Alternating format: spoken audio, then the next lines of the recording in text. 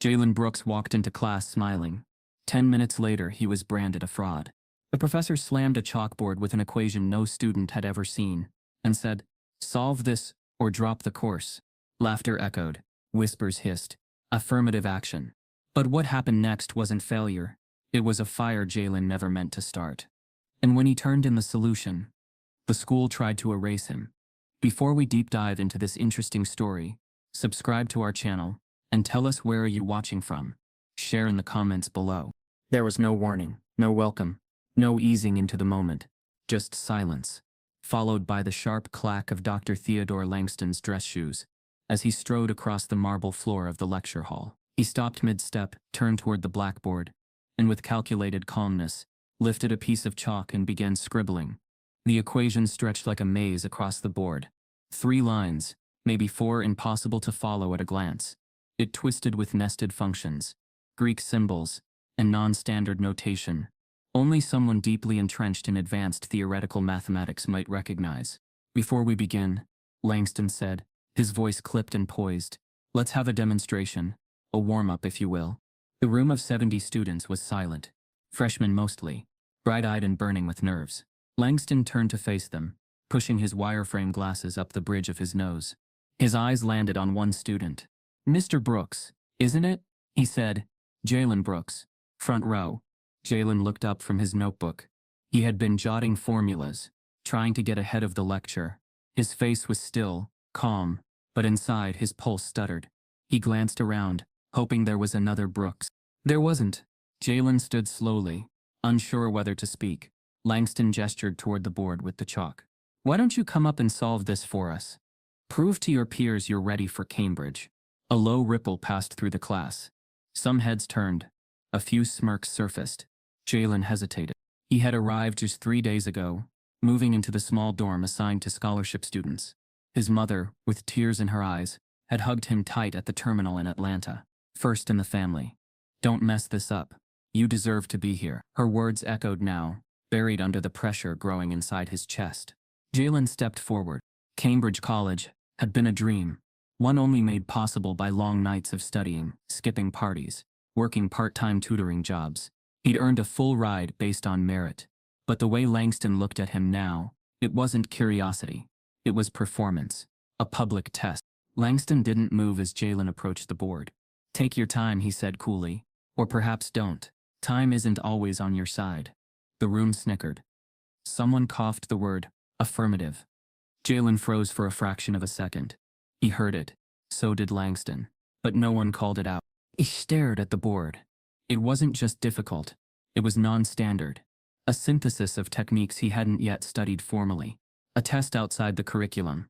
He recognized elements from functional analysis, parts of set theory, even a fragment from something he'd only skimmed in a journal. Langston leaned against the desk. "Cambridge isn't about catching up, Mr. Brooks. It's about keeping up." Jalen took a breath. He wasn't new to this kind of pressure. Growing up, he had learned how to read teachers' expressions. The doubt, the surprise when he spoke clearly, answered quickly. They called him gifted, but always with a hint of suspicion, never quite expecting it from someone like him. He started to write. He laid down the first few steps, carefully checking his logic. The room fell into an uncomfortable silence, the rhythm of chalk against the board, his only ally. But then Langston interrupted. No, he said loudly. "You've already missed the inflection point. Do you not see it? Right here." He circled a term with his own chalk, erasing Jalen's lines with a swift motion. Jalen stepped back. "You're not ready for this level of abstraction. Perhaps calculus is more your pace." Laughter now, less muffled, more open. Jalen didn't respond. He stood there, eyes on the board, heart thudding in his chest. The humiliation was precise, surgical. Langston wasn't trying to teach. He was making an example. Jalen turned slowly, facing the sea of faces. Some avoided his eyes. Others didn't bother. He caught a smirk from a boy 2 rows back, and another whisper, "What'd they expect?" Langston moved past him. Writing again. As I was saying before the interruption, Jalen returned to his seat, but he didn't sit. He couldn't. His legs trembled with a mixture of anger and embarrassment. He didn't know what stung more, the professor's cold dismissal or the silence of the others. No one had stepped in. No one had said a word. He looked to his right. A student, South Asian, gave him a quiet nod. A flicker of understanding, but nothing more. The lecture continued, as if nothing had happened. Jalen sat, finally, hands tight in his lap. The rest of the lecture was a blur. He took notes mechanically, not hearing the words. His mind raced. Was this how it was going to be? Was the first day just a preview of every day? He thought about calling his mother, but what would he even say? After class, students filtered out, some in pairs, others alone. Langston disappeared into his office without looking back. Jalen lingered in the hallway, staring at the door to the math building. The cold air of the northeast bit into his skin, a far cry from George's warmth. He clenched his fists.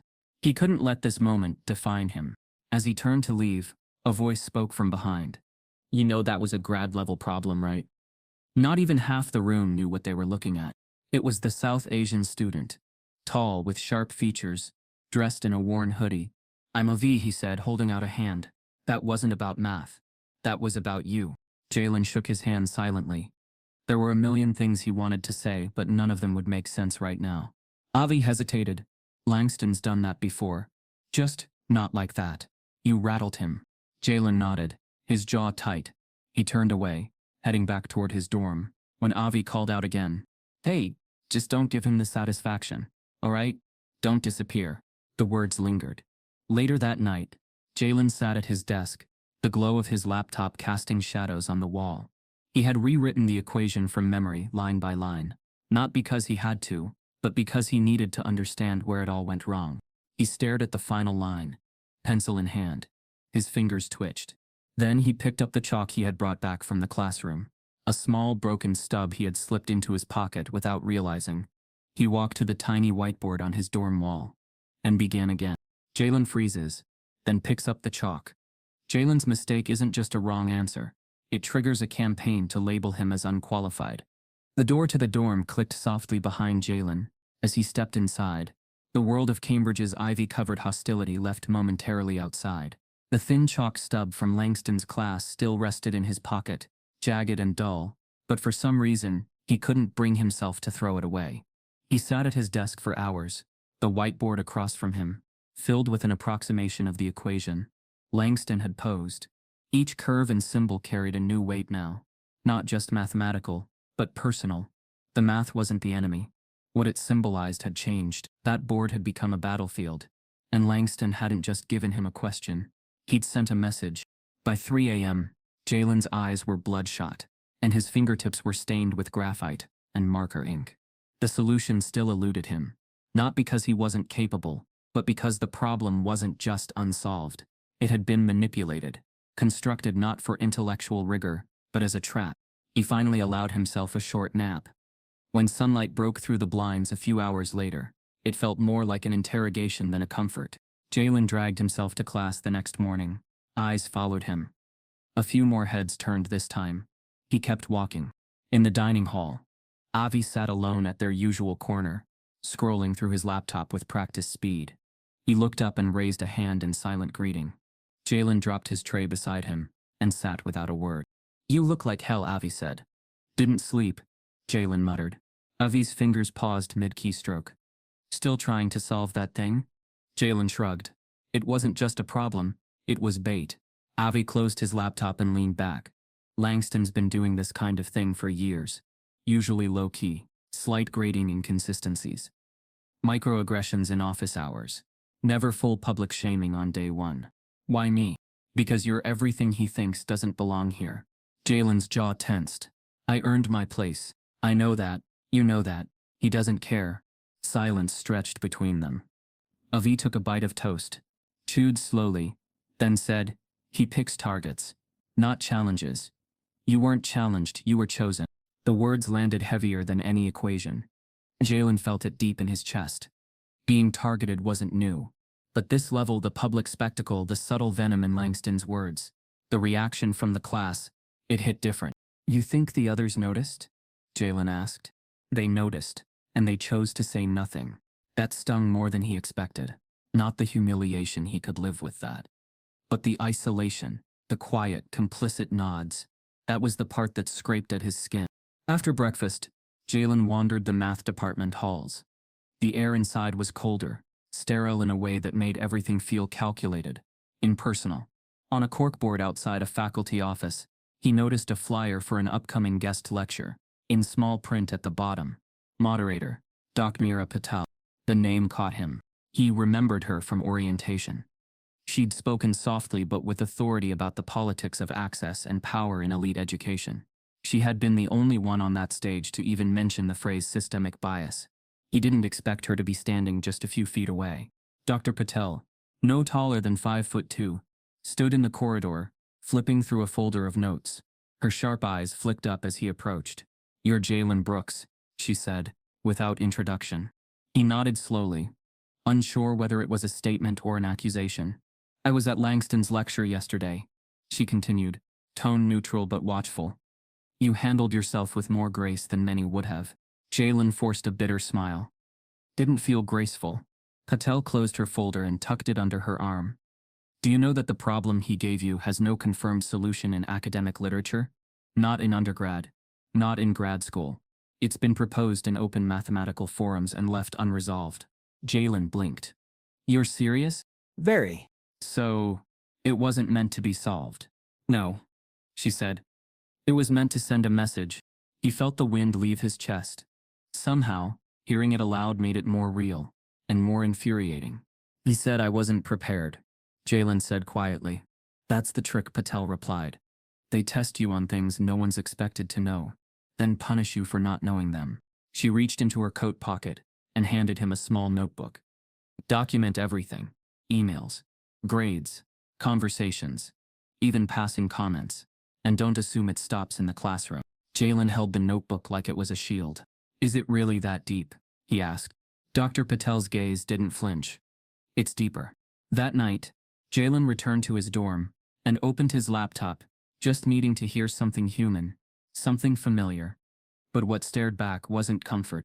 A forum post, a thread, a dozen replies. Langston embarrassed the DI kid. Brutal. He got exposed on the first day Cambridge's standards are slipping. This is what happens when you let inclusivity override merit. His stomach turned. He scrolled faster. One post had a blurry photo attached. It was him standing at the board, chalk in hand, mid-moment of confusion. Someone in the class had recorded it. Avi walked in minutes later and found Jalen frozen. "You saw." Jalen just nodded. "They're building a narrative," Avi said quietly. "Not just about you, about what you represent." Jalen closed the laptop. "I didn't ask to represent anything." "I know, but you don't get to choose." For the first time, Jalen felt something dangerously close to hopelessness. The next day, study group invites that once trickled in, vanished. Classmates avoided eye contact. TA office hours mysteriously reached capacity.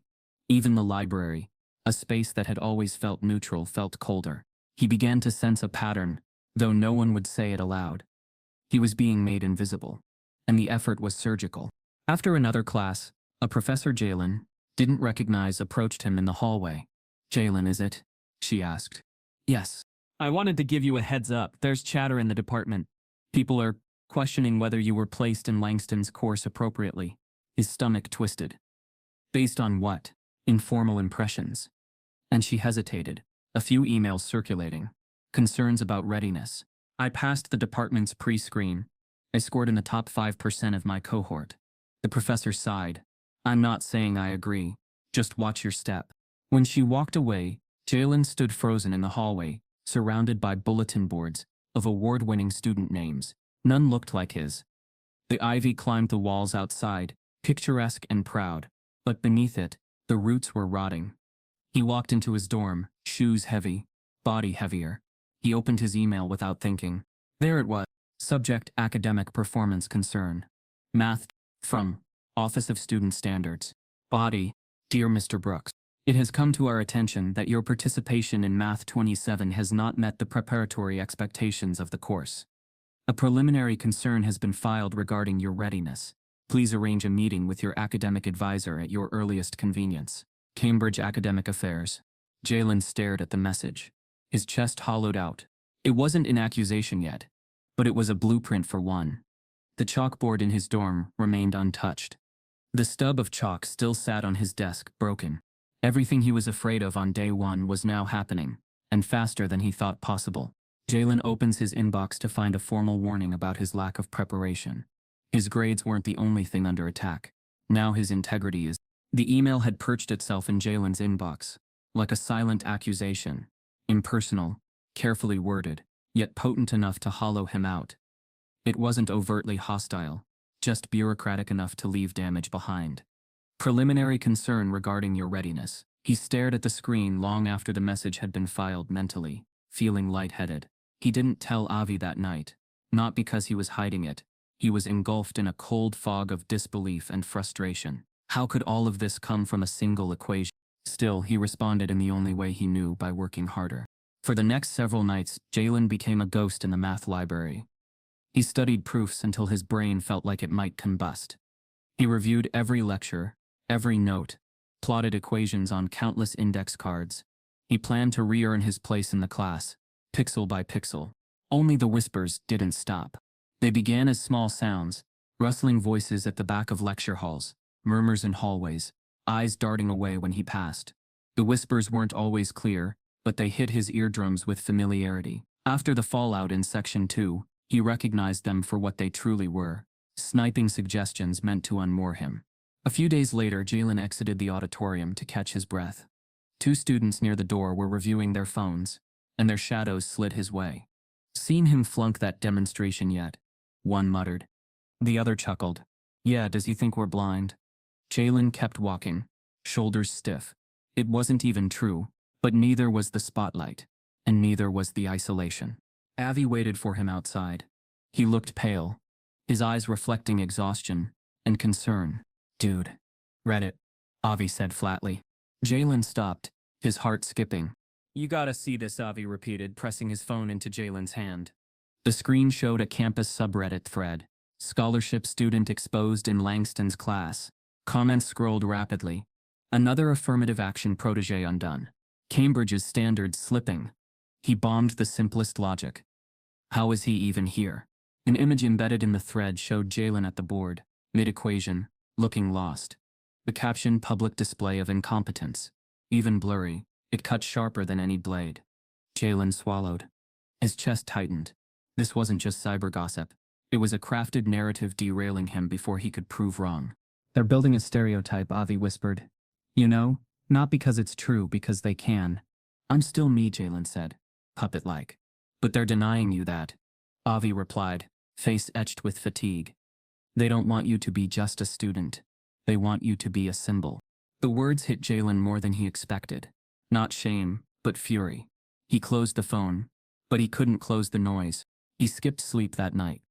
Instead, he rewrote, rechecked, rehearsed answers, all against a backdrop of doubt, an expectation that felt too heavy to carry. The next day, he logged into the tutoring portal to confirm his session with Jared, the grad student who had been helping him. Instead, he found session canceled. No reschedule available. He tried again. No sessions. A busy signal every time. That evening, he walked into the TA lounge, hoping to flag down any assistance, but instead he caught Mark, the senior TA, making the rounds, voice low but loud enough as he passed. Guess he thought he was here to coast on his background. "Math doesn't want your family story." The TA he passed with gave a half laugh. Jalen froze. Mark saw him, brown eyes glinting. "Oh, it's Brooks," he said with disinterest. "How's that going?" "Fine," Jalen said, voice low but sharp, and he left. The corridor felt colder, more hollow than ever. That night, Avi dove into research. On Jalen's desk lay snippets of faculty reviews and buried forum posts, all references to Dr. Langston's behavior, remarks about students who didn't make the cut, mention of natural filters, quietly removed from public records. Most files had been scrubbed, only digital ghosts remained. "No official complaints," Avi said, rubbing his forehead. "I think they were erased. But the intent remains." Jalen replied, voice steady. "If you break them, they'll bury you." He shut the laptop with finality. Never stop. Now it was survival. The following morning, Jalen summoned the courage to visit Dean Wallace's office. He paced through the ornate hall, warm lighting, polished floors, but every step felt miles away from fairness. Dean Wallace received him with sympathizing eyes, book-lined walls and practiced concern. "I've seen your grades," she said. "This tech-heavy course is demanding." Professor Langston sets a high bar. Are you sure this is the right environment? Jalen swallowed the desire to snap back. He held himself. I'm here, he said. So it is right for me. But I'm not here to watch him rewrite truth. Dean Wallace paused. Growth requires friction. Maybe focus on mastering the course instead of questioning the system. It wasn't rejection. It wasn't encouragement. It was polite indifference. On his way back, Jalen felt every step weighted. Later that day, he found himself back in a hidden corner of the library. He stared at his notes. Perfect diagrams. Accurate proofs. Everything he had planned to rely on felt lost under the burden of perception. He wiped his eyes. He was done feeling afraid. The midterm arrived 2 days later. The exam itself was handed out silently by Langston. 0 preamble. 1 booklet per desk. Jalen caught Avi's eyes as Langston spoke. You have 60 minutes. He flipped the cover. It wasn't just hard. It was rigged differently. The problems were stranger, referencing obscure subfields and unpublished theorems. They had discussed only half. A realism test turned into an academic maze. What froze him wasn't the complexity. It was the header. He hadn't enrolled in honors. His book had his name, handwritten on a form he never signed. Jalen looked at Avi across the row. Avi's eyes told the truth. Jalen had been flagged marked as exceptional, or a target disguised as opportunity. A twisted paradox. He inhaled deeply. Fingertips trembling, he wrote. This exam wouldn't define him. Not if he refused to let it. A new exam lands on Jalen's desk, with a grading curve that disproportionately hurts only one student. The institution that promised equality begins rewriting the rules. Only for him. When the exam ended, Jalen walked out of the lecture hall, with shaking hands and a numb mind. It wasn't just the difficulty of the test. It was the clear, methodical targeting. The silence of it all. Langston never called him out by name. Never said a word. But the message had been thunderous. He didn't say anything to Avi as they walked across the quad. Not yet. But inside, something shifted. A new kind of exhaustion took root. One that didn't come from solving problems but from constantly being made into one. 3 days later, the midterm grades were released. C-. Jalen sat on the edge of his dorm bed, staring at the screen in disbelief. He knew how he'd performed. He knew the math. The equations may have been unfairly advanced, but he had dissected each one with care, precision, patience. But the grades said something else entirely. He called Avi, who had earned an A-. What the hell? Avi asked, scrolling through the shared rubric. We used almost identical approaches on the vector field problem. You even caught an error I didn't. Jalen opened both PDFs, his and Avi's. The notation, the logic, the conclusions, they mirrored each other in structure and accuracy. Except one had red slashes through key steps. The other had none. They walked to the academic help center together that afternoon, but Jalen's case was brushed off with a tight-lipped smile. Sometimes interpretation affects the evaluation, said the woman behind the desk. Dr. Langston is known for his academic discretion. Jalen clenched his fists behind his back. So he's above questioning? The woman blinked. I didn't say that, but that's what you meant. She didn't reply. That night, Jalen couldn't study, couldn't focus. The numbers on the page felt like static. His mind replayed every microaggression, every moment. Langston looked through him like he was a glitch in the system. Every whispered jab from classmates who knew they were immune to consequence. And then came the email chain. It started with a student named Rebecca Black, sophomore chemistry major. Then Tyrell, a junior in comp sci. Then a Latina freshman named Sophia. The stories echoed one another. Mysteriously low grades. Assignments marked missing, despite confirmed submissions.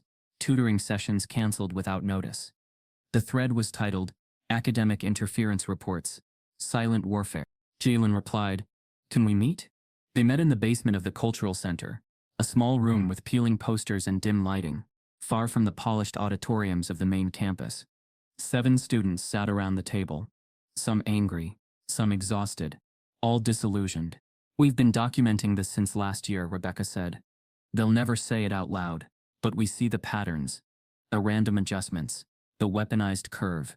They're rewriting the rules in real time, Sophia added. And only for us. What happens if we report it? Jalen asked. They all looked at each other. Then Rebecca said, We've tried. The reports disappear, or we get warnings about professionalism or attitude. Jalen leaned back in his chair, breathing slowly. So it wasn't just him. He wasn't paranoid. He was part of a blueprint.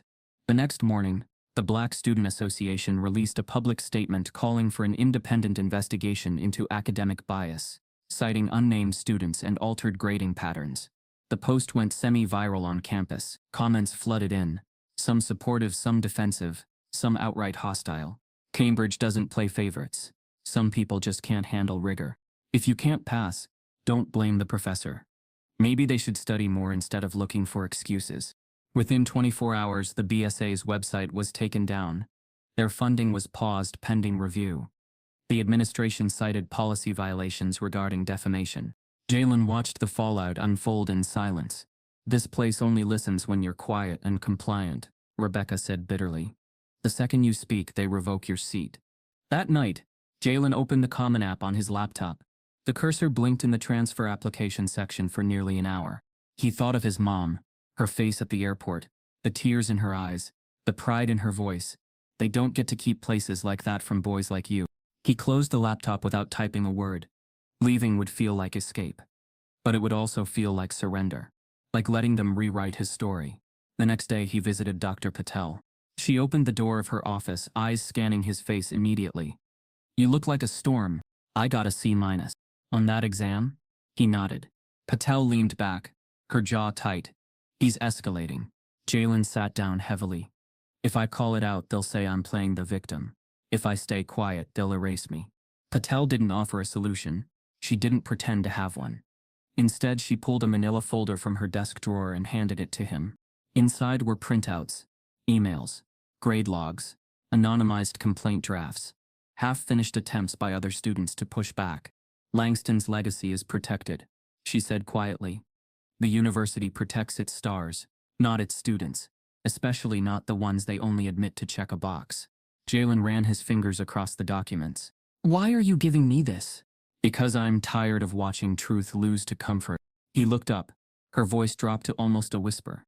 "Be careful, Jalen. Some professors would rather burn down their credibility than admit the structure they stand on is rotting." He walked out with the folder in his bag, heart pounding. That evening, unable to sleep, he returned to the quietest floor of the math library. He wandered the stacks with no goal in mind, just needing to be somewhere other than his room, other than his thoughts. His fingers drifted along the bindings of old faculty reports and departmental records, most long untouched. Then he saw it, a faded green folder, tucked between two thick volumes of archived syllabi. No label on the spine. He pulled it out. Across the front, written in faint black marker, "Discrepancy reports, Langston." He stared at it, frozen. The folder was heavy. His pulse quickened. Whatever was inside, it was never meant to be found. Jalen finds a hidden folder in the library, marked "Discrepancy Reports Langston." Inside a dusty binder lies a decade of buried discrimination. The folder in Jalen's hands felt heavier than its contents should have allowed, not in weight, but in consequence. His fingers trembled as he opened the cover, revealing the first page, a spreadsheet printed in faded ink. Column headers listed course codes, student names, final grades, and something chilling, instructor notes. The dates spanned nearly 12 years. He flipped through page after page, each more unsettling than the last. There it was, names of Black and Latino students, marked with coded phrases: "struggles with fundamentals, lacks mathematical maturity, not fit for advanced track." Many of these students had final grades hovering just above failing, C's, D's, even in cases where their midterm scores suggested stronger performance.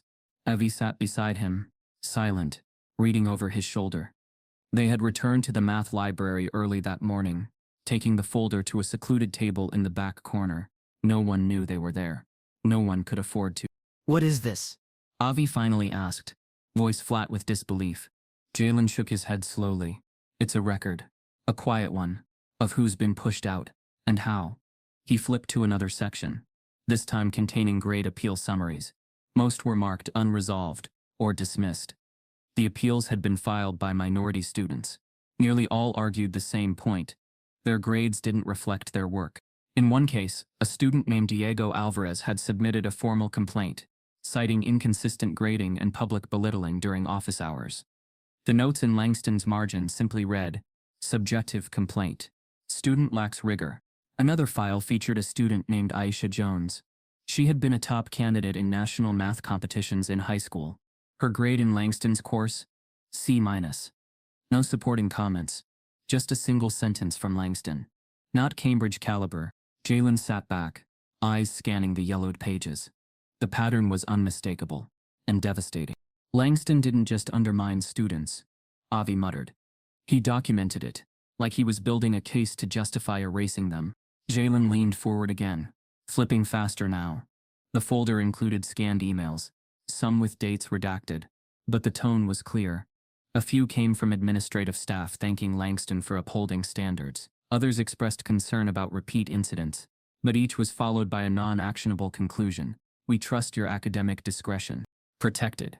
Year after year. This was never just about me, Jalen whispered. It's institutional. They've been letting this happen. Covering it. Ivy nodded slowly. It's an algorithm. Not of math but of silence. But one name brought them both to a full stop. Molly Carter. A full subfolder. Inside, transcripts, course logs, emails. A profile that told a strange, haunting story. Malik had been admitted to Cambridge 8 years ago, with one of the highest entrance math scores on record. His freshman year grades were stellar. But then, in Langston's class, everything changed. Grades plummeted. Emails begged for reconsideration. He requested to retake the course and was denied. 3 months later, he withdrew from the university mid-semester. Then nothing. No follow-up. No exit interview. No academic record beyond that point. Look at this, Avi said, holding up one document. It was a screenshot of a now-defunct webpage. Malik's name had once been listed as a student researcher on a faculty project. His name had been quietly removed from the live version. Like he was scrubbed out, Evie muttered. Like he never existed. Where is he now? Jalen asked aloud, more to himself than to Avi. They ran his name through databases, LinkedIn, even local college directories. Nothing. Until Jalen found it, buried on an old STEM conference attendee list from 4 years ago. Malik Carter, listed as a high school math coach in a small town in Vermont. The next weekend, Jalen and Avi boarded a bus. It was a 5-hour ride through winding roads and early October trees. The small town where Malik now lived barely showed up on GPS. They found the high school with cracked pavement and rusting bleachers. A single-story building with a mural of civil rights leaders painted on one brick wall. The front office secretary, surprised by the visit, pointed them toward the gym, where Malik was helping set up chairs for a math competition. Jalen froze as he approached. Malik looked older now, late 20s, shaved head, tired eyes, but the sharpness in his face remained. He looked up and studied them carefully. You're not from here, he said simply. No, Jalen replied. But we found something. In the files. The discrepancy folder.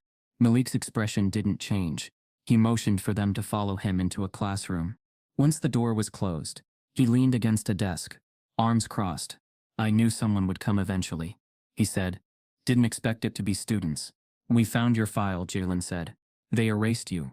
We want to know why. Malik laughed, but there was no humor in it. They didn't erase me, he said. They forced me to choose. Langston made it clear. If I kept pushing back, he'd accuse me of academic dishonesty. Said it wouldn't be hard. Said my tone in emails could be seen as aggressive. Said I was ungrateful. Jalen's stomach turned. And if you stopped pushing? Avi asked. Malik's face hardened. He'd let me quietly disappear. No mark on my name. No permanent stain. Just gone. He looked at Jalen. I chose silence. Because I was scared. Because my parents were scared. Because I was already drowning, and he was handing me a stone. Jalen's hands clenched at his sides. How many others? He asked. Malik shook his head. Too many. Most don't talk. Some don't even realize it happened. They just think they weren't smart enough. The room fell silent. Malik sat down, his voice lower now. But if you're here, if you found me, then maybe it's time someone didn't choose silence. Malik reveals, Langston made me choose silence. Or academic ruin. Malik's story is proof. But the system erased him. Jalen had heard stories like Malik's before. Second-hand, fragmented, always carrying the bitter taste of almost. But this time was different. This wasn't a rumor. It was a man. Living, breathing, and broken in places that still bled beneath the surface. Malik's voice was calm, almost too calm, as if he'd rehearsed the story 1,000 times, and now told it like math, linear, emotionless, but devastating in its logic. Langston started by slicing points off my problem sets, he said, staring out the window of the empty classroom. No feedback, just red marks and final grades. I was confused at first, thought maybe I had slipped, so I worked harder, came in during office hours, asked the right questions. Malik looked over at Jalen. You know what he told me? Jalen shook his head, throat tight. He said, "You're good with intuition, but math isn't about feeling. It's about pedigree." Malik chuckled bitterly. Pedigree. Like I was a stray trying to sit at his table. Avi leaned forward, quietly pressing his phone against the desk to record. Malik didn't notice. Or maybe he did, and didn't care.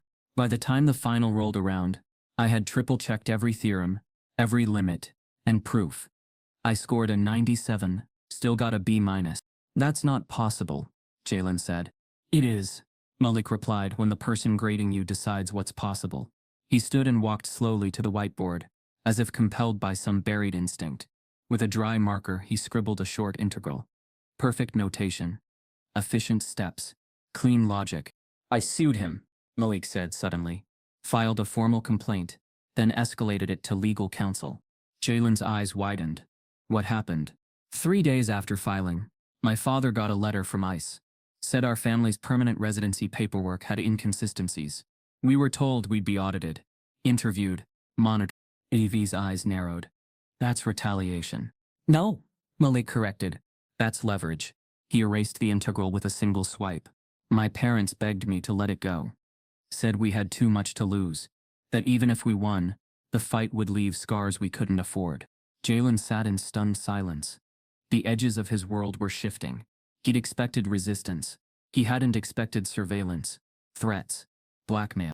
Malik leaned on the desk again. So I signed a withdrawal form, took a quiet leave, disappeared. And Langston, he got a promotion the next semester. Jalen's phone buzzed in his pocket. A campus security alert, routine housing inspection in dorm sector B. He glanced at Avi. My room. Back at Cambridge. The mood had shifted. Jalen's dorm had been entered without his presence. A note on his desk read, routine maintenance. Nothing found. But his desk drawers were disorganized, his notebooks shuffled, and the chalk stub he had saved from Langston's class was gone. Nothing stolen. Everything violated. Within hours, his student portal access glitched, briefly locking him out of grade updates and course materials. His Wi-Fi ID was temporarily flagged. He couldn't log into library terminals without using a backup account. Avi's voice was tight with panic as they regrouped in the media lab. They're testing you. Seeing if you'll break. Jalen didn't answer. He pulled out his laptop and opened a private folder labeled Malik Interview. Raw audio. He backed it up on 3 encrypted drives. That night, Dr. Patel summoned Jalen to her office. She closed the door behind him, eyes sharp. I heard your room was searched, she said. Jalen nodded. They called it routine. She took a long breath. You're not paranoid. They're trying to build a narrative. One where you're unstable, uncooperative, difficult to manage. Because they can't discredit my math, Jalen said. Exactly. She leaned in, voice softer. They'll come for your credibility next. Behavior violations. Conduct questions. They'll say you're disrupting the academic environment. Then I need proof, Jalen said. Patel opened a drawer and handed him a worn keycard. The faculty archives are digitally restricted, but the physical archive is rarely monitored. Sublevel C, rooms. Jalen stared at the key. What am I looking for? Langston's memos. His internal evaluations. If there's a pattern, it starts with how he wrote about students. Find the language he used to justify targeting you. That night, long after most students had gone to sleep, Jalen and Avi slipped into the underbelly of the math building. Sublevel C was dimly lit. A cement maze beneath the polished facade of Cambridge's academic grandeur. Room 017 had no plaque, just a reinforced door and a motion sensor. The keycard beeped. Inside, shelves of folders and printed emails lined the walls. Cabinets buzzed softly under outdated fluorescent lights. Avi went straight to the index terminal, while Jalen scanned drawers labeled by year and course. It didn't take long. Folder, Math 227. Faculty notes, Fallens. Inside, memo after memo. Langston's own handwritten evaluations of students, notes to the department chair, reflections on teaching outcomes. Jalen flipped quickly, eyes scanning names. Then he stopped. Memo. Jalen Brooks. Date. 2 weeks after the first lecture.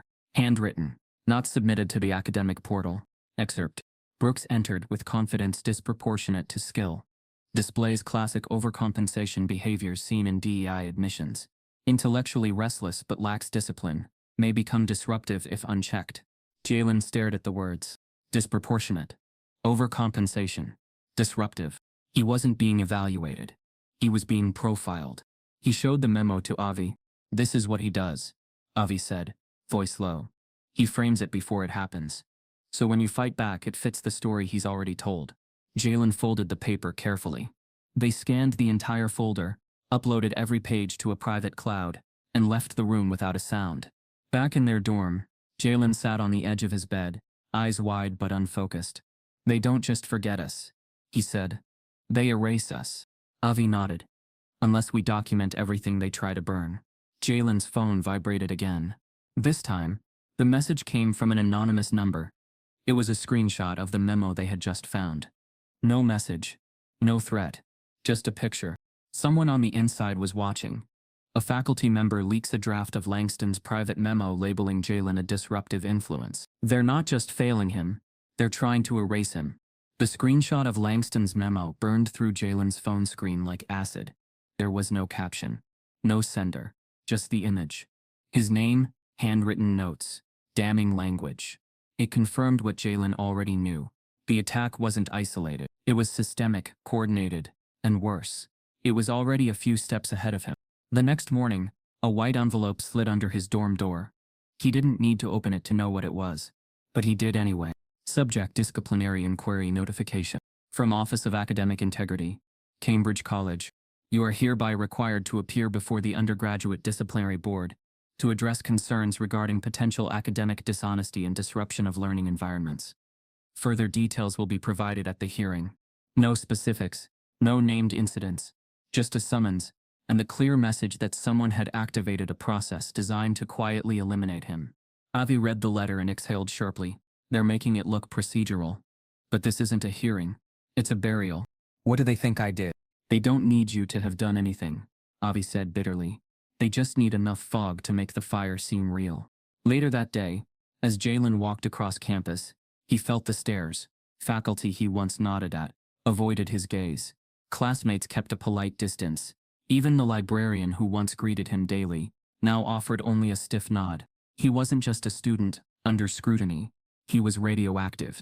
That night, Avi burst into the dorm room, his laptop in hand. They're moving fast, he said.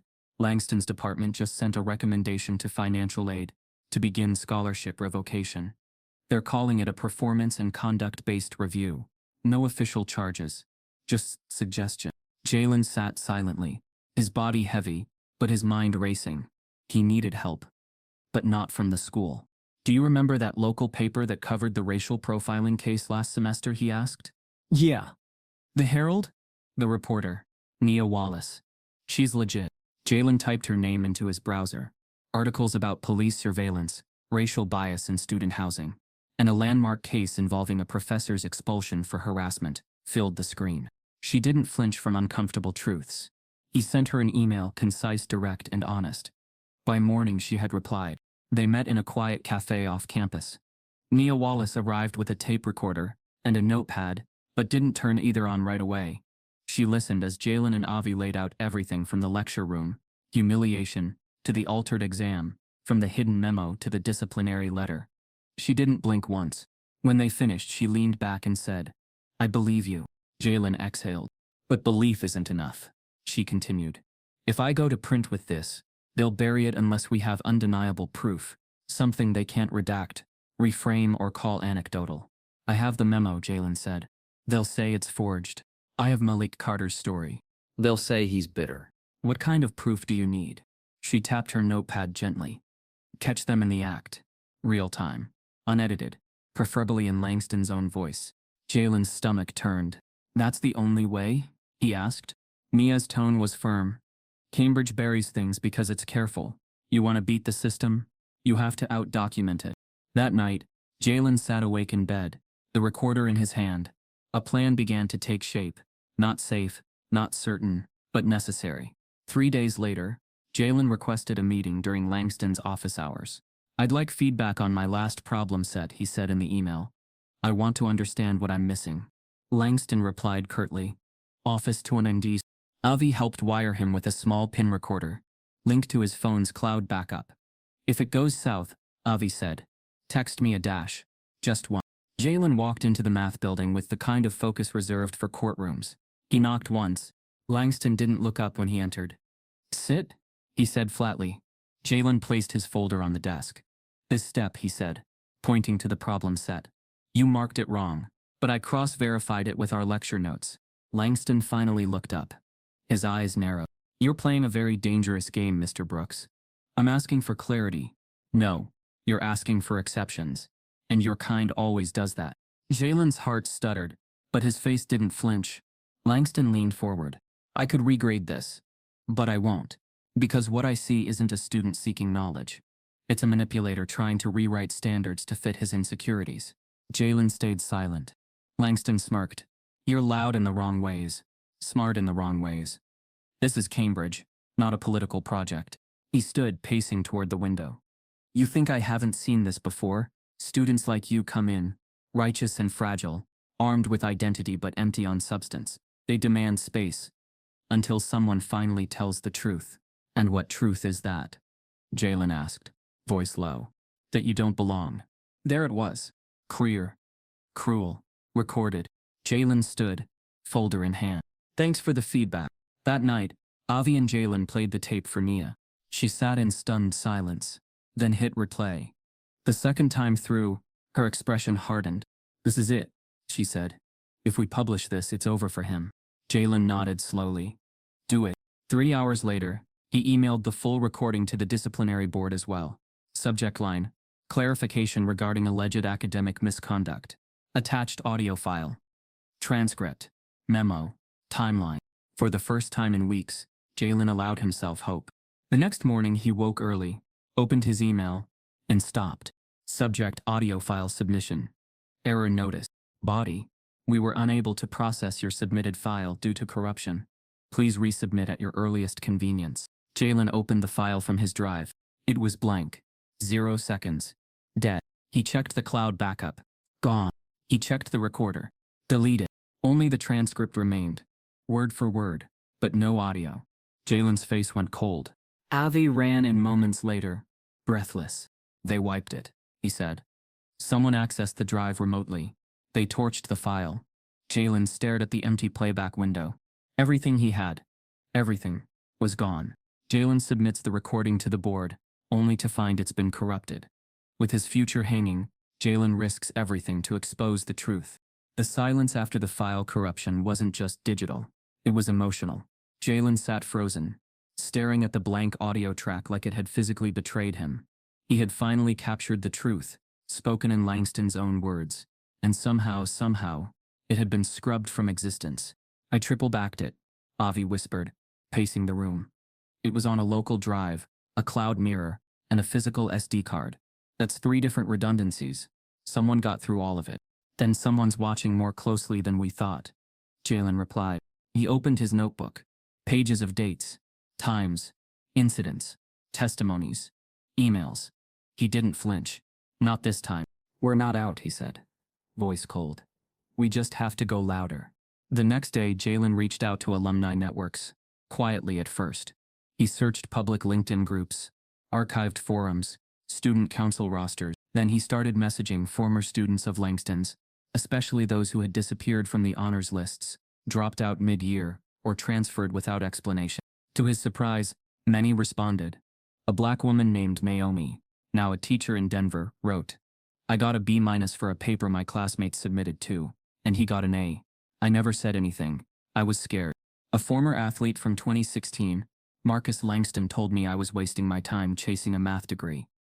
Told me to stick to basketball. I dropped out a semester later. Jalen collected over a dozen similar stories, all eerily aligned, all buried. He compiled them into a secure drive and sent them to Nia Wallace. Within 48 hours, her preliminary exposé dropped. Pattern of silence. Allegations mount against Cambridge's celebrated math professor. The article didn't name Jalen directly, but the story was unmistakable. It detailed anonymous accounts, quoted phrases from old Langston memos, highlighted inconsistencies in grading trends, and subtly referenced a student who had recently lost critical evidence to a digital breach. The impact was immediate. Comments flooded in. Students from other departments began adding their own stories of quiet removals from labs, unexplained grade dips, sudden academic warnings.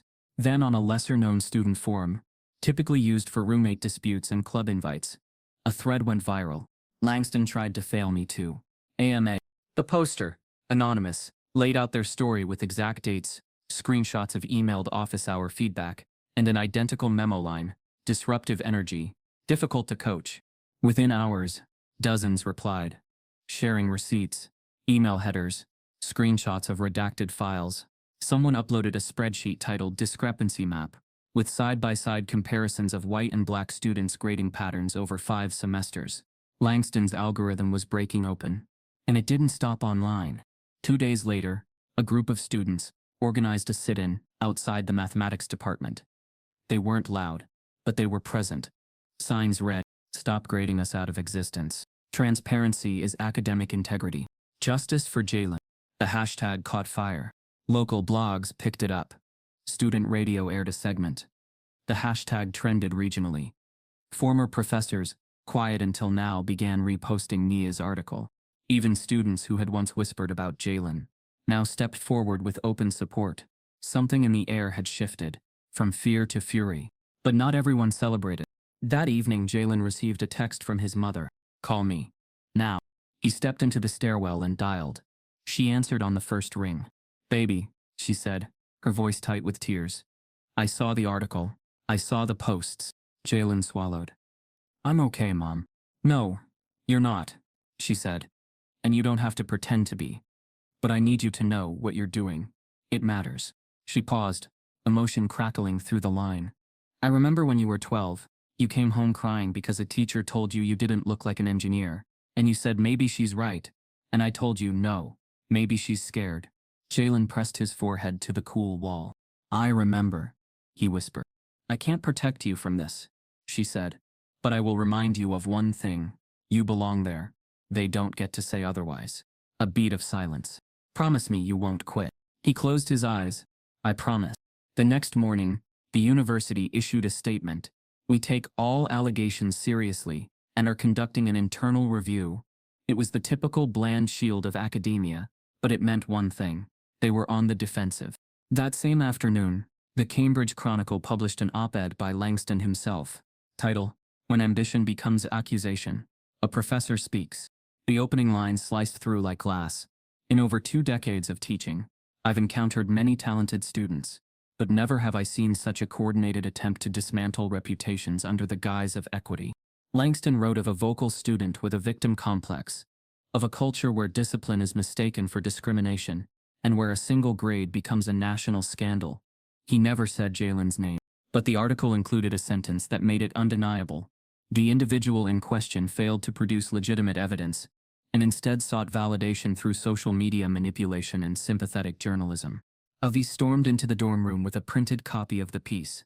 "He's calling you a liar," he said. "To the whole school.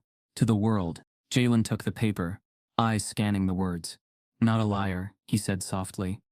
"A manipulative liar seeking attention." He read it again. "He's not just defending himself now. He's trying to rewrite the story before we finish telling it."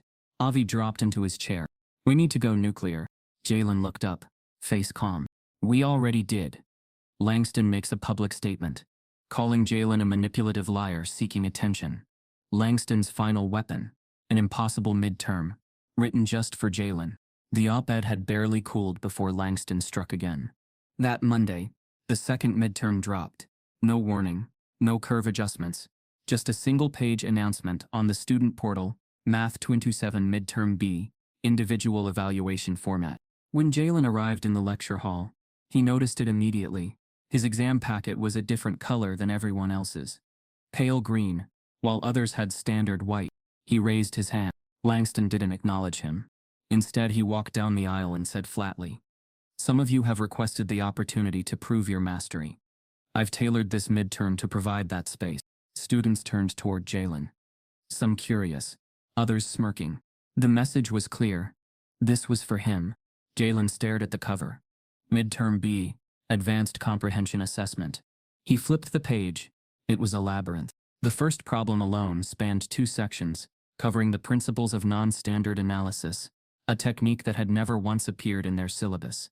The second pulled concepts from logic theory and modal proof systems, not covered in class, and barely mentioned in undergraduate math literature. The third question, it didn't even seem solvable.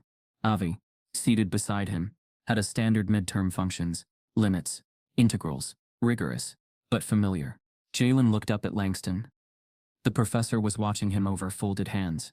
The room felt like a courtroom, the packet of verdict waiting to be passed. When the exam ended, Jalen didn't submit it. He walked straight to Avi, packet in hand. This wasn't a test, he said. It was a message. He scanned the problems. His eyes widened.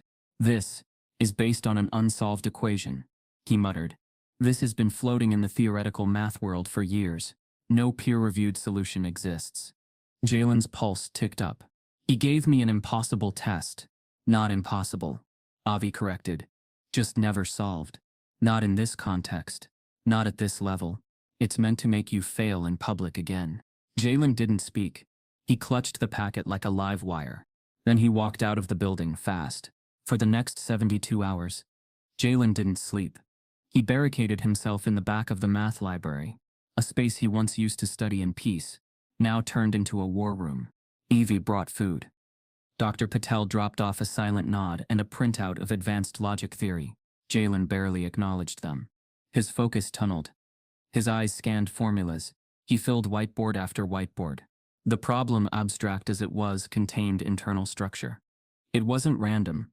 Langston had modified an open question from the Journal of Pure Mathematics, dressing it in new symbols and obscure phrasing, but it held a skeleton Jalen recognized.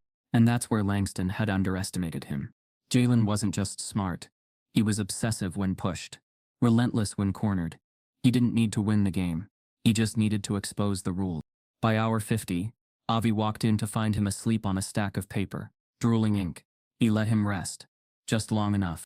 Then, hour 56, Jalen woke up with a start. I think I found the inflection, he whispered. The next 16 hours passed in mathematical fury. By midnight on the third day, he had a 10-page solution. Verified twice. Clean, logical, defensible. Dr. Patel reviewed it quietly, red pen in hand. She said nothing for 15 minutes. Then she placed the pen down and looked up. You found the fault line, she said softly, and crossed it. Jalen nodded once. No celebration. No smile. Only resolve.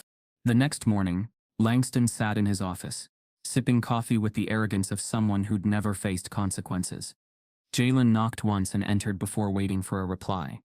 Langston looked up, brows already raised in performative annoyance. I didn't call office hours today. I know, Jalen said. He walked forward and placed the solution gently on Langston's desk. Langston didn't touch it. Jalen didn't speak. He turned and walked out. Jalen walks into Langston's office, sets the completed solution on his desk, and leaves without a word. When Jalen's equation hits the internet, the world responds. Langston's silence was still ringing when Jalen and Avi closed the door of the math department behind them. The office had returned to its sterile stillness, the solution left on his desk now quietly marking the shift. There was no sneer, no denial, just strategic erasure. Back in their dorm room, beneath a single desk lamp, Avi hovered as Jalen scanned the 10-page solution into a PDF. You did it, Avi said, voice low, disbelief etched around his eyes. You actually solved it. Jalen said nothing. The silence between them carried the weight of the past weeks. The humiliation, the threats, the stealth, but now it carried something new, resolve. He saved the file and shared it with Avi. Together they crafted a post to the math subreddit, a place known for brutal honesty. Unsolved for years. Designed to fail one student. Solved in 72 hours. Thought. They attached the problem, and Jalen's clean, logical solution. They kept their backstory sparse. Enough to draw curiosity, not sympathy. Within minutes, sparks flew. Anonymous experts and verified scholars flocked in. Absolutely brilliant. The proof is elegant and plausible. This might be a real breakthrough. Undergrad, please tell me you're legit. One response from a verified peer reviewer of the Journal of Mathematical Theory stood out. This could be a breakthrough. Someone needs to go public. The thread gained momentum quickly. By dawn, it was on Reddit's front page. By the afternoon, a STEM Twitter account, modest but sharp, reposted it with impossible proof, academic justice. Suddenly, the story felt larger than Jalen. Nia Wallace called in the evening, voice crackling with energy. I read the thread, she said. This is bigger than we thought. This is justice in pure form. Jalen exhaled. A long, shaky release of tension. They care, he said quietly. They care, she confirmed. But you're not out yet. The next day, nary a hint of the usual campus whispers. The article was live. Student solves equation designed to fail him. Experts validate breakthrough. Nia pulled no punches. She named names.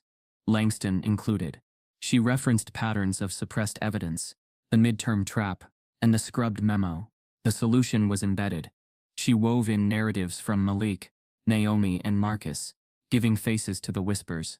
Reaction was instantaneous. TikTok users stitched clips correlating Jalen's handwritten solution to motivational defeat, overcome memes. Instagram reposted pages of the problem with overlays reading, they tried to erase him with math. He rewrote the equation. Across Twitter, professors and students alike rallied. Langston needs accountability. Bias has a new nemesis. I saw this ripple in grad school. But no one stood. Emails from sympathetic faculty started arriving in Jalen's inbox. Short, supportive, hesitant. For the first time, he felt strength in numbers. Langston, however, remained silent. No official response. No statement. No plea of innocence. But the undercurrents shifted. The Reddit thread was suddenly locked. The PDF was flagged and removed for copyright concerns. Jalen's own emails to faculty were bouncing with cryptic error messages. Avi stood at his door holding an envelope. No return address, he said. Inside, a single sheet letter, courier font. Langston is preparing a formal challenge. Don't be surprised. He's mobilizing now. Jalen's shoulders dropped. They're not just silent, he said. They're plotting. That weekend, an invitation arrived. Invitation, the Critical Circuit podcast.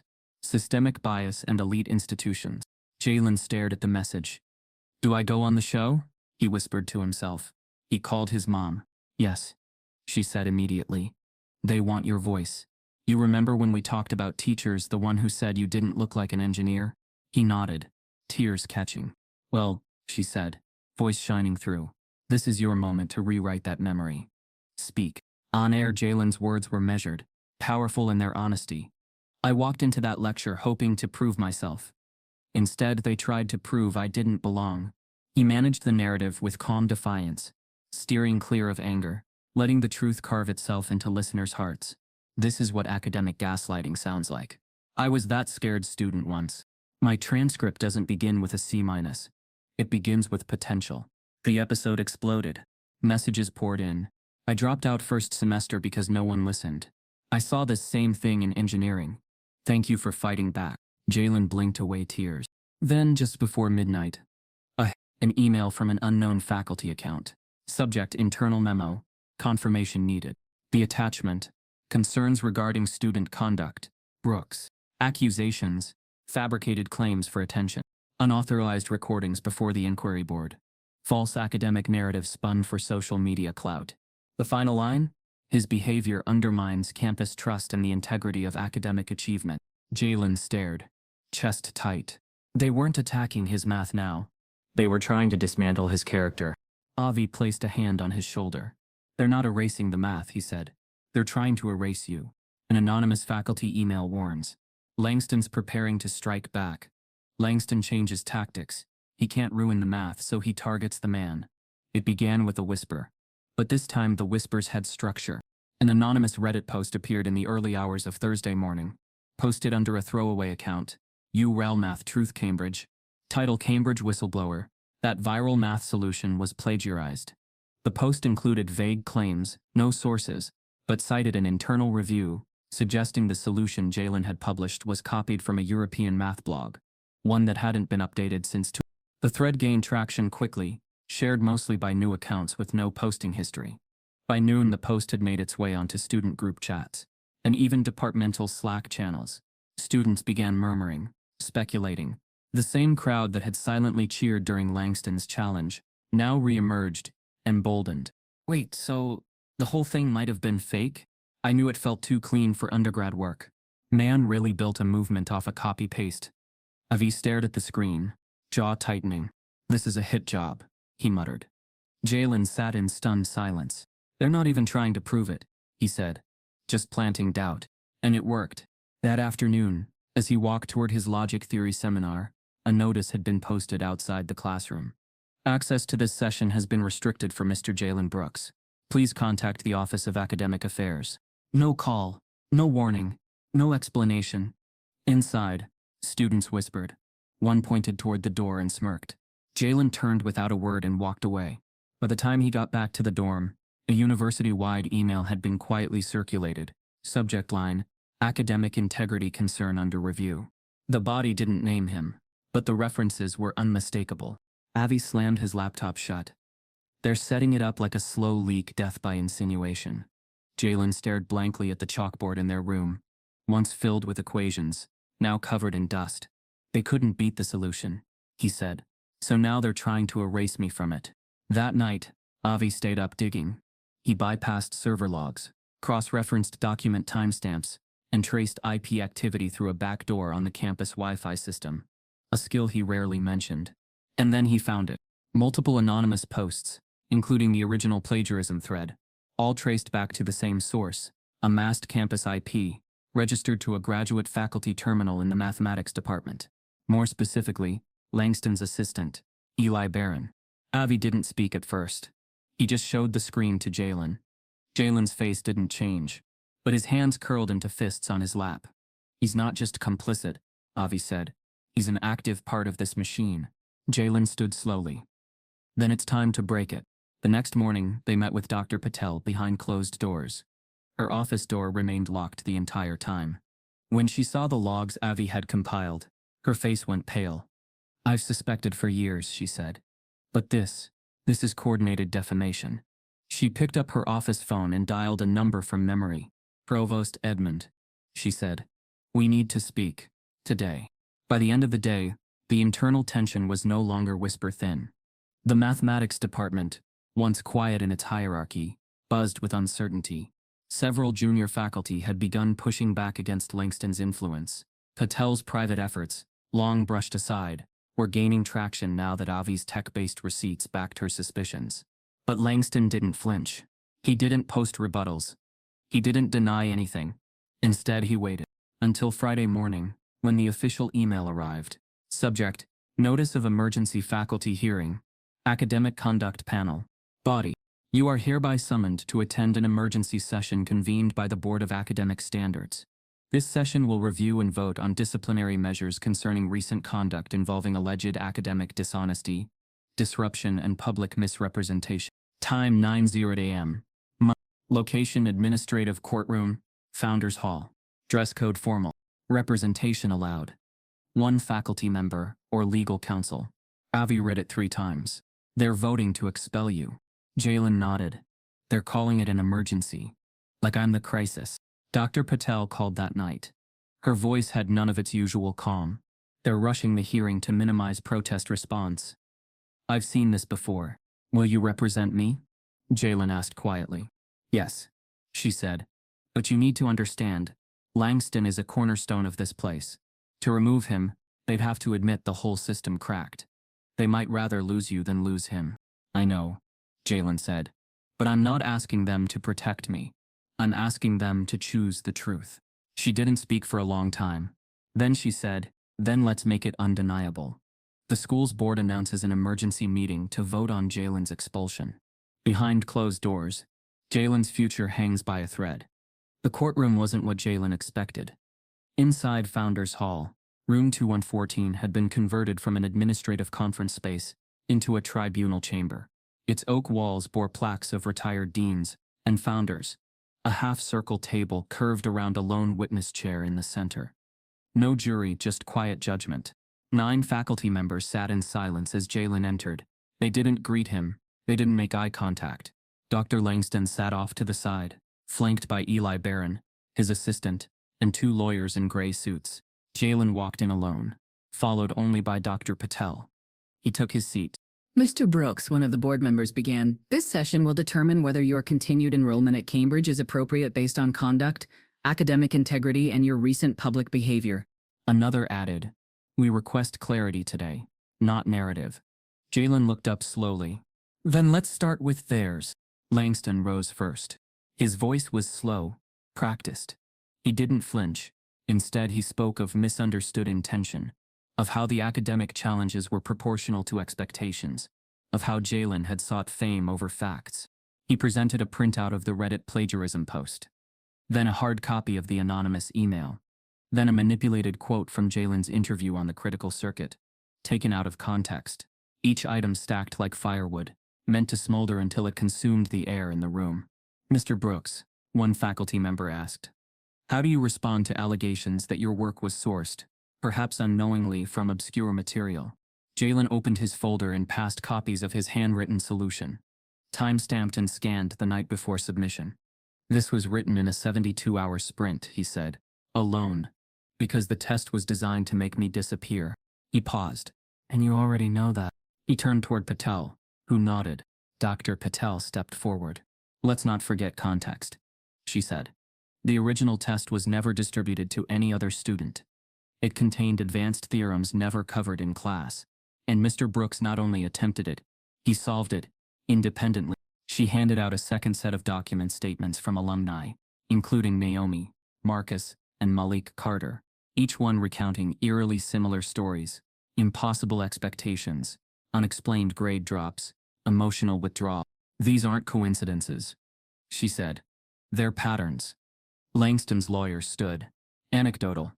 Sentiment. Not substance. But before they could continue, Jalen pulled out a flash drive. I'd like to submit a full recording, he said. Langston's office hours. The day he told me I didn't belong. The room shifted. One board member looked visibly uncomfortable. You're aware recording faculty without consent violates policy, Langston's lawyer said. I'm aware, Jalen replied. I'm also aware that burying truth under policy is how this keeps happening. The recording played.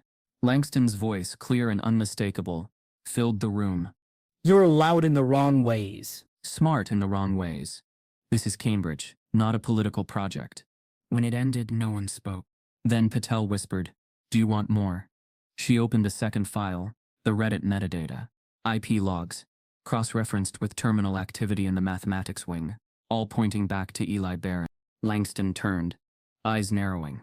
Eli went pale. I wasn't acting alone, he said softly. Langston's face twisted. What did you say? I wasn't acting alone, Eli repeated, louder now. And I have my own testimony. Outside, hundreds of students had gathered after hearing rumors of the tribunal. Nia Wallace had arrived early, posting live updates on Twitter. Hearing has started. Langston present. No apology. Brooks is calm. Patel is fire. They're pushing evidence. Crowd building. Chants starting. Justice for Jalen. Signs rose above the sea of students. Silence is complicity. We are not expendable. Don't fail the truth. Police blocked the front steps, but students stood their ground. Professors peeked out from building windows. Staff monitored from afar, unsure if they were witnessing a protest or a reckoning. Back inside, Eli took the center chair. He looked at the panel, then directly at Langston. I covered for him, he said. I posted the Reddit thread. I edited the memo. I blocked server access to Jalen's recordings. I was told it was cleanup. One board member dropped their pen. By whom? Another asked. Eli looked at Langston. He didn't say it outright, Eli continued. But it was clear. There was an unspoken rule. Make it disappear. Protect the institution. Protect him. He turned to Jalen. I saw the original solution. You solved it. I tried to bury it. Langston stood sharply, knocking his chair. This is absurd, he barked. This is desperation from a bitter student and a disloyal assistant. But no one echoed him. The room had turned. A surprise witness enters the room. Dr. Langston's former TA, who flips the narrative. The very system Langston built turns against him. The silence that followed Eli Barron's testimony, was unlike the silence that had filled the tribunal before. This time it was ruptured, cracked open by truth too loud to ignore. Langston stood stiff, arms crossed, but his face had changed. Gone was the veneer of calm authority. In its place, calculation, panic buried behind defiance. His empire, long shrouded in polished language and quiet meetings, had begun to collapse in front of him. "I demand this testimony be stricken," Langston said through clenched teeth. "This is hearsay from a subordinate under duress." But the board didn't move, their expressions no longer neutral. One member, Dr. Elaine Miles, head of the ethics committee, glanced at Eli, then reached for a manila envelope. "I was waiting to see if this would come up," she said calmly. She opened the envelope and slid its contents across the table. Printed email chains, internal notes, private memos. These were submitted to the ethics office 6 months ago. Anonymously, we flagged them as insufficient at the time, but they corroborate Mr. Barron's claims. The room leaned in. The emails were unmistakably Langston's. Subject lines: read normalization for outliers. Filter quietly, avoid press where possible. Scholarship admits often lack polish. Adjust accordingly. There were nearly 24 of them, some dating back over 10 years. One in particular stopped the room cold. "This student shows potential, but too much attitude. Consider a soft exit. Early C range will encourage transfer." The student in question? Malik Carter. Langston sat back down. The board president tapped a pen against the desk. Once, then twice. "This hearing is no longer about a single student," he said. He turned to Langston. "This is about systematic abuse of academic discretion. Targeted manipulation. Institutional betrayal." Langston's lawyer stood, attempted to pivot. "Our client will not continue under a process that lacks due neutrality." But it was too late. Dr. Patel stood, slow and steady. "I watched this university protect its pedigree at the cost of its people," she said. "I warned. I filed. I stayed quiet when silence was demanded. But now that silence is broken." Jalen didn't move.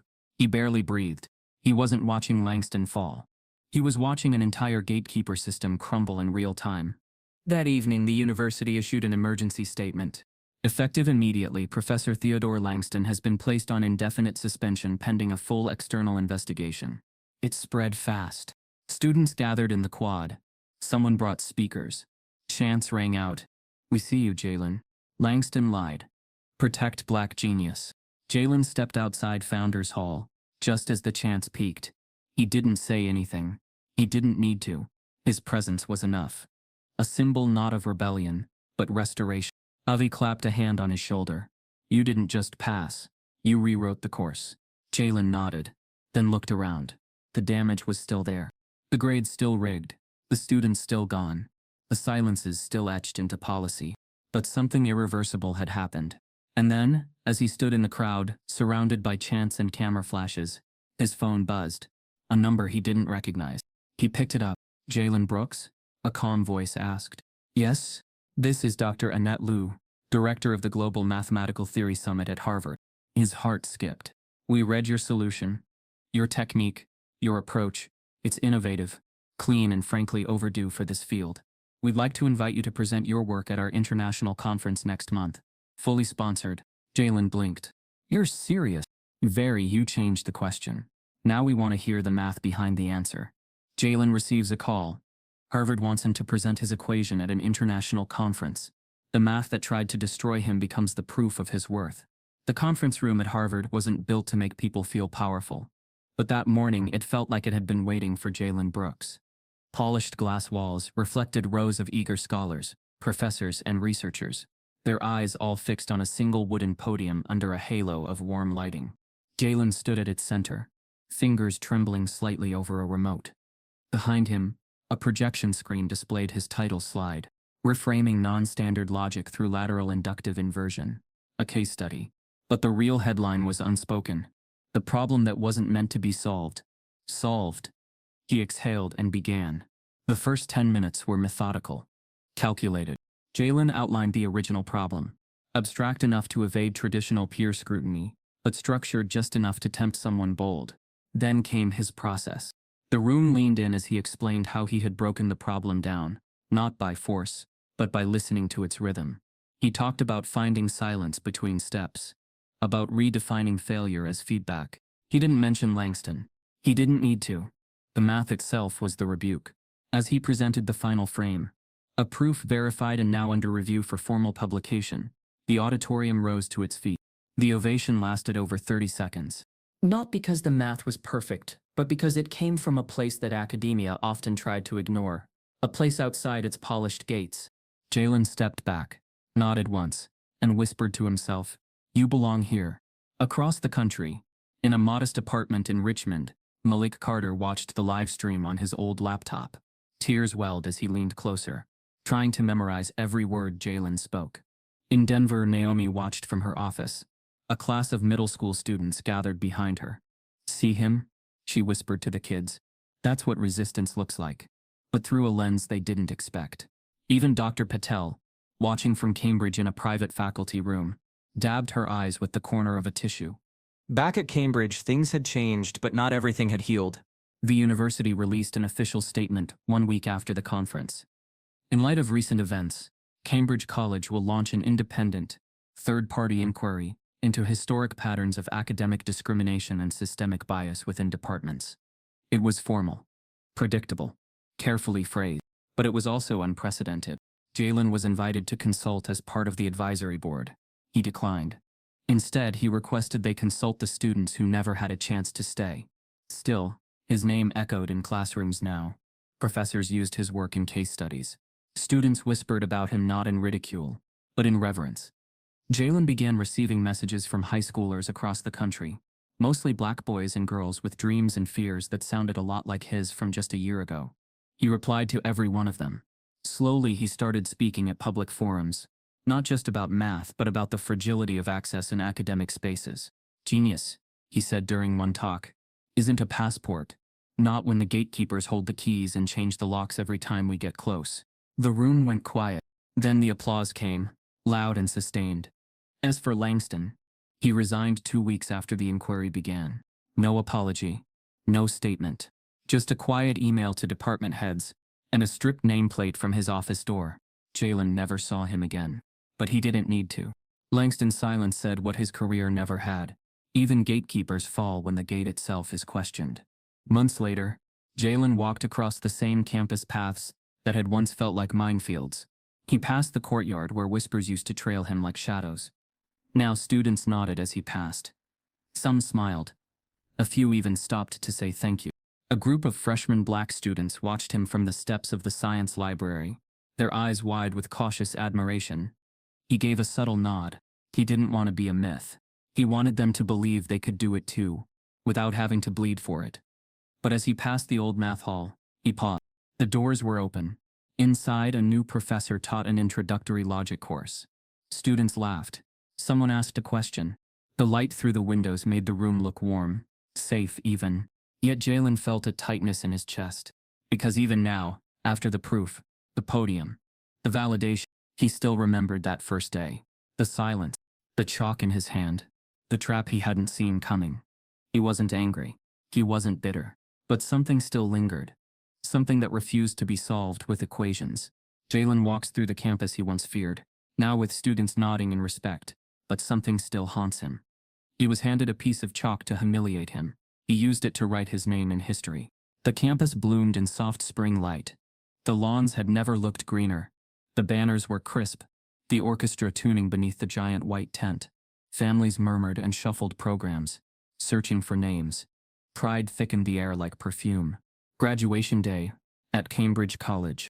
Jalen sat in the third row of the procession, his gown pressed, his cap tilted slightly left. Around him, cameras clicked, laughter rippled. Avi elbowed him gently. "You did it, bro." Jalen offered a tight smile.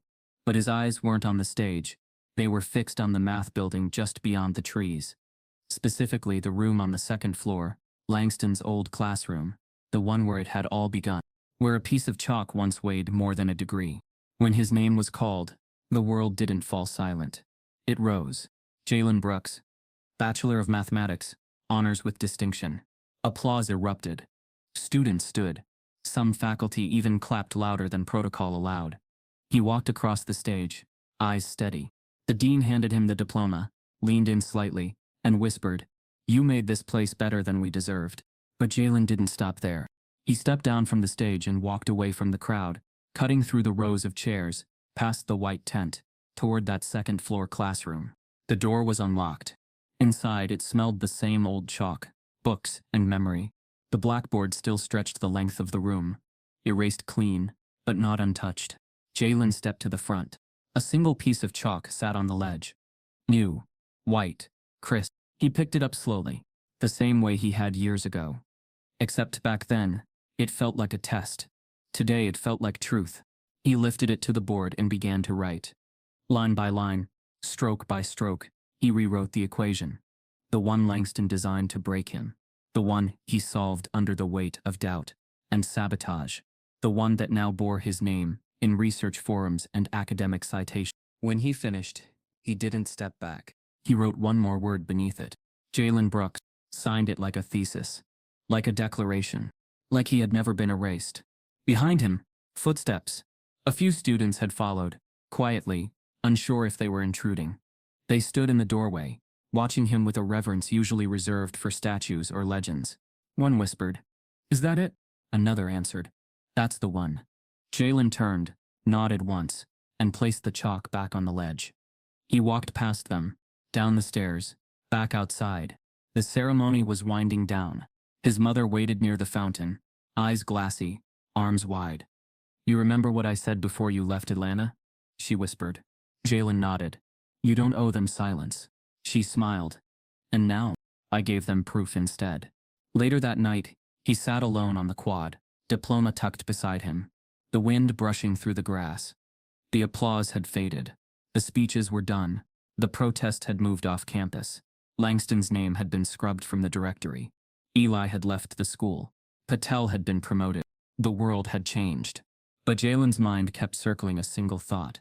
How many other students had been handed chalk, not as an invitation, but as a muzzle? How many names had been buried under bad grades and worse intentions? He couldn't name them all, but he could ask the question. He pulled out his phone, opened his notes, and typed the final sentence of his journey. "Racism tried to disqualify me. I didn't just pass. I rewrote the problem." Then, underneath that, how many other geniuses were silenced before they had a chance to answer? If you've ever been underestimated, if you've ever had to fight twice as hard just to be seen, this story was for you. No one should have to solve injustice just to prove they belong. Type yes if you believe the system must change. Subscribe if this broke your heart.